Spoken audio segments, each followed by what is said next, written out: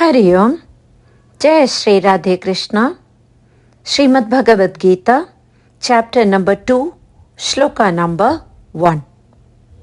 Sañjaya uvācha tam tathā kṛpayāviṣṭam aśru-pūrṇākulekṣaṇam viṣīdantam idaṁ vākyam uvācha madhusūdanaḥ. Sañjaya said, seeing Arjuna full of compassion, his mind depressed, his eyes full of tears, Madhusūdanaḥ, Krishna, spoke the following words. What happened next, having heard Arjuna's justifications for refraining from the battle due to the fear of receiving sin for the slaying of relatives? Dhritarashtra was relieved of the fear that his sons might have returned to the Pandavas their fair share of kingdom and desired to know what happened next.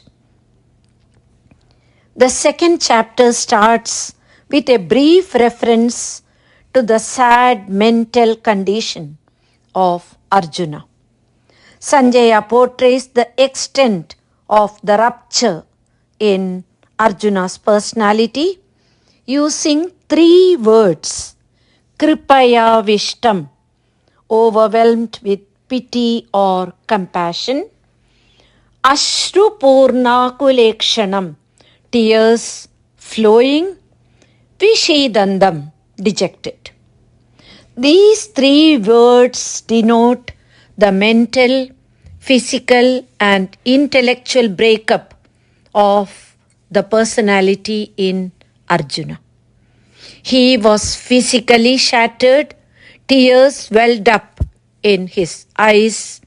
He was mentally blasted, overwhelmed by pity, and he was intellectually stunned, swept by dejection and frustration. Arjuna was a mighty warrior. The philosophical way of looking at the tears in the eyes of a mighty warrior is that when one's eyes are full of tears, the vision is blurred and obstructed, and thus it refers to Arjuna's inability to see the situation with a clear perspective. His pity was not only compassion, but a form of self-indulgence.